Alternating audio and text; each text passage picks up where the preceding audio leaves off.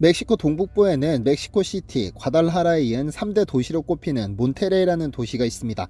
미국 텍사스와 고작 200km밖에 떨어지지 않아 저렴한 인건비를 이용하려는 많은 기업들이 진출해 있고 대규모 공장에 질비한 것으로 알려져 있는데요. 다만 이 도시는 다른 도시들에 비해 치안이 상당히 불안한 것으로 알려졌습니다. 전 세계에서 가장 큰 시장인 미국에 약을 팔려는 카르텔이 세를 과시하기 위해 매일 충돌하기 때문에 밤에 이 도시를 거니는 것은 고양이 앞에 생선을 내놓는 것과 같이 위험하다고 하죠. 한국인들이 많이 모여 사는 것으로 알려진 아포다카라는 도시는 대낮에도 강도가 활개칠 정도로 위험한 곳이지만 한국인들 덕분에 완벽히 새롭게 태어난 도시도 있습니다. 페스케리아라는 도시인데 불과 10여 년 전까지만 하더라도 너무 황량해 죽음의 도시였지만 2014년부터 한국 기업들이 속속 진출하며 이제 이곳은 페스케리아가 아닌 페스코리아로 불릴 정도로 달라졌습니다. 이에 2021년 연말 BBC 기자는 이 도시는 그냥 작은 한국이라고 불러야겠네라며 기사를 내보내기도 했죠.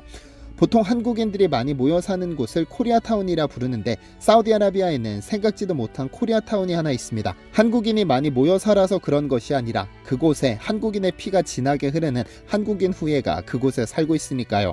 1200년 전 중동으로 흘러들어 한국 문화를 간직하고 사우디에 정착한 그들의 정체는 무엇일까요? 안녕하세요, 디스멘터리입니다. 역시 큰손다운 면모를 보였습니다. 사우디아라비아 무함마드 빈 살만 왕세자 이야기인데요. 2030 세계 박람회 유치를 두고 부산과 치열하게 경쟁 중이지만 자국의 이익을 위해서는 사감은 버린 모양입니다. 사우디아라비아를 국빈 방문 중인 윤석열 대통령은 이번 방문을 통해 엄청난 성과를 얻었습니다. 정상회담을 통해 한 사우디 양국 간 미래 지향적 전략 동반자 관계를 심화 발전시켜 나가자고 합의함과 동시에 무려 51건의 투자를 유치하는 성과를 올렸죠. 22일 사우디 리야드에서 열린 한 사우디 투자 포럼에 참석한 윤 대통령은 올해는 한국의 건설기업이 사우디 고속도로 공사를 수주하며 중동에 처음 진출한 지 정확히 50년이 되는 해라며 도로, 항만, 정유시설 할 것 없이 이제 사우디 어디를 가나 양국 기업의 땀과 열정이 깃든 시설들을 쉽게 접할 수 있다고 자랑스럽게 말했습니다. 이어 최대 산유국인 사우디의 안정적인 원유 공급은 대한민국이 10대 경제대국으로 성장하는데 튼튼한 초석이 됐다며 사우디와 함께한 역사가 곧 대한민국의 산업발전의 역사일 것이라고 덧붙이기도 했죠.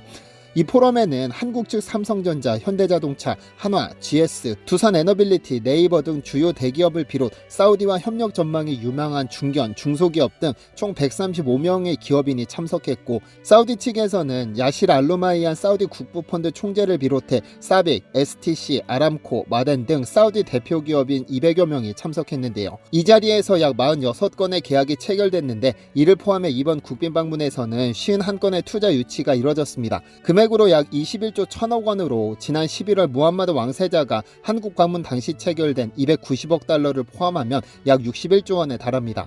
이번 방문으로 지난 11월 체결된 290억 달러 중 약 60% 이상이 구체적인 사업으로 확장됐는데요. 그런데 아직도 어마어마한 잠재적인 기회가 남아 있습니다. 왜냐하면 사우디아라비아는 현재 네옴시티라는 700조 원짜리 초거대 프로젝트를 진행 중이거나 진행할 계획이니까요. 무함마드 빈 살만 왕세자는 왕세자로 책봉 후 네옴시티 프로젝트를 중점적으로 추진하기 시작했는데 쉽게 말하면 새로운 도시 하나를 건설하는 겁니다. 사우디 서북부 사막 지역에 서울 면적의 44배가 넘는 네옴시티 프로젝트는 세계 최대 산유국 중 하나인 사우디임에도 불구하고 100% 재생에너지만을 사용하는, 즉 탄소 배출을 전혀 하지 않는 자급자족 스마트 생태 도시를 목표로 하고 있죠. 사우디 북서부 홍해안에 직선 도시를 건설하는 더라인, 산악관광단지 트로제나, 바다위 부유식 첨단산업단지 옥사곤 등 3개의 프로젝트로 이루어져 있죠. 이 중 타북에서부터 이집트 홍해가 갈라지는 지역까지 일직선에 건설되는 더라인은 현재 중점적으로 진행되고 있으며 2030년 완공을 목표로 합니다. 더 라인은 사막 한가운데 지하로 달리는 고속철도 옆 수직으로 건축물을 세워 자급자족할 수 있는 도시로 롯데월드 타워 높이 빌딩이 약 170km의 일직선으로 세워진다고 보면 됩니다. 이렇게 거대한 사업이 진행되기 위해서는 어마어마한 비용뿐 아니라 수많은 기업의 협력이 필수적인데 이를 위해 전 세계 모든 기업들이 이 사업에 참여하기 위해 사활을 걸고 있습니다. 이런 상황에서 이번 한 사우디 만남으로 체결된 사업들 덕분에 양국 관계가 좀 더 특별해질 수 있을 것이란 기대감을 갖게 합니다. 그런데 사우디아라비아는 생각보다 훨씬 더 오래전부터 한국과 관계를 맺고 있었을지도 모르겠습니다. 왜냐하면 1200년 전 건너간 우리 조상의 후예가 이 지역에 정착했으니까요. 수도 리야드에서 비행기로 30분을 날아가면 호푸프라는 오아시스 도시가 나옵니다.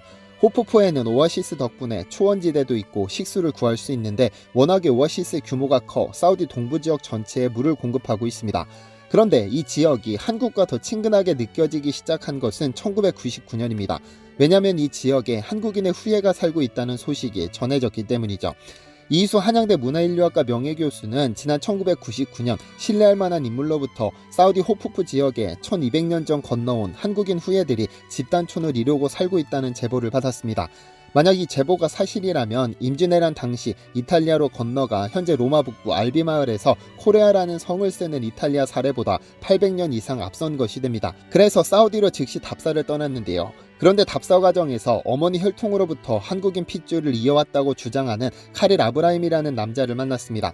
그는 이들을 호푸푸에서 20km 떨어진 알륜이라는 마을로 안내하면서 어머니가 한국계로 약 1200년 전 바레인을 거쳐 이곳에 와서 정착했다는 믿기 어려운 말을 남겼습니다. 자신의 성씨는 윤씨로 조상 중 윤이라는 성을 쓰던 뛰어난 장군이 큰 공을 세우고 이 마을을 하사받아 알륜 마을이 되었다고도 했죠.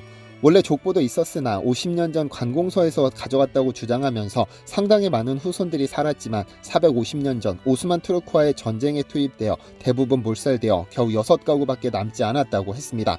콩으로 된장을 만들고 고추를 즐겨 먹으며 한국 문화의 흔적이 아주 약간은 남아있지만 외형적으로는 전혀 한국인의 흔적이 남아있지 않았죠.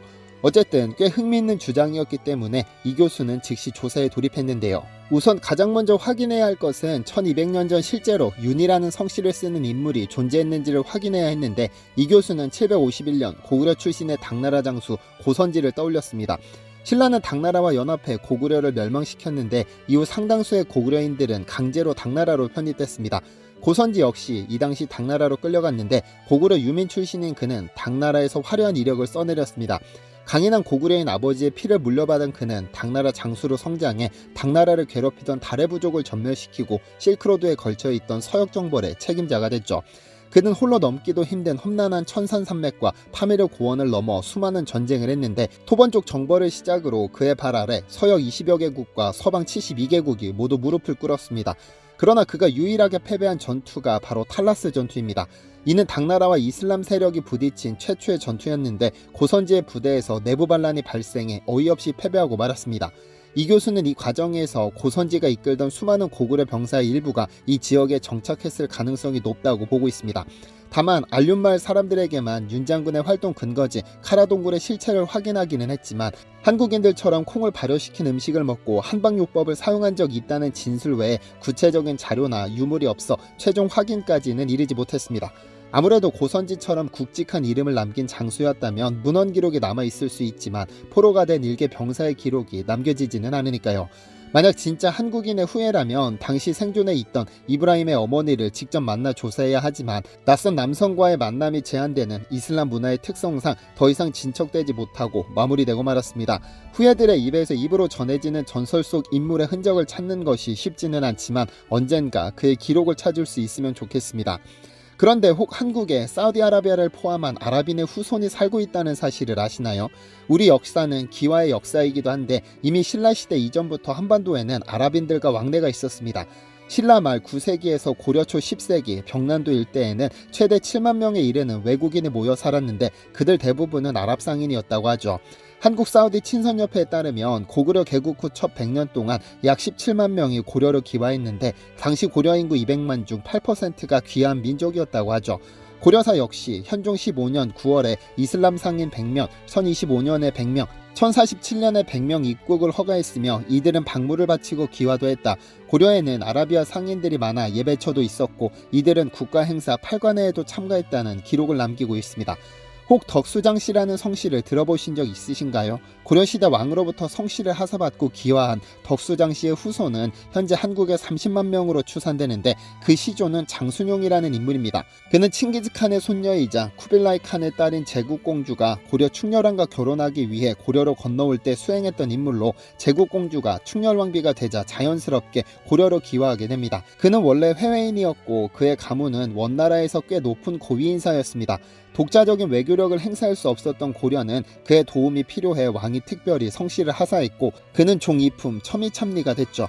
공식적으로 기여한 첫 아랍인이기도 합니다. 어쨌든 현재 30만 명으로 추산되는 그의 후손 중 가장 유명한 인물은 아이러니하게도 덕수장씨를 쓰지 않는 배우 장동건입니다. 팩트부터 말씀드리자면 장동건은 정확히는 인동장씨를 본관으로 두고 있어 덕수장씨와는 관계가 없습니다. 다만 크고 부리부리한 눈, 짙은 눈썹, 벨 것같이 날카로운 콧날 등 대표적인 아랍형 미남이고 그의 별명 또한 아랍미남이기 때문에 사람들이 한반도 첫 공식 기와 아랍인 덕수장씨와 연결시킨 겁니다. 장동건 씨는 정확히는 경북 구미를 본거지로 하는 인동장씨를 본관으로 합니다. 어쨌든 한국과는 전혀 관계없을 것 같은 중동에 한국과 관련된 이야기들이 많다는 점이 참 신기하기는 합니다. 다음 영상에서는 위에서 잠시 언급했던 이탈리아에서 코레아라는 성을 쓰는 알비 마을에 대해서 자세히 알아보겠습니다. 시청해주셔서 감사합니다. 디시멘터리에서는 여러분의 제보를 기다립니다. 제 채널에서 다뤘으면 좋겠는 뉴스 또는 널리 알려졌으면 하는 영상은 디시멘터리 네이버.com으로 보내주시면 소중히 제작하겠습니다. 시청해주셔서 감사합니다.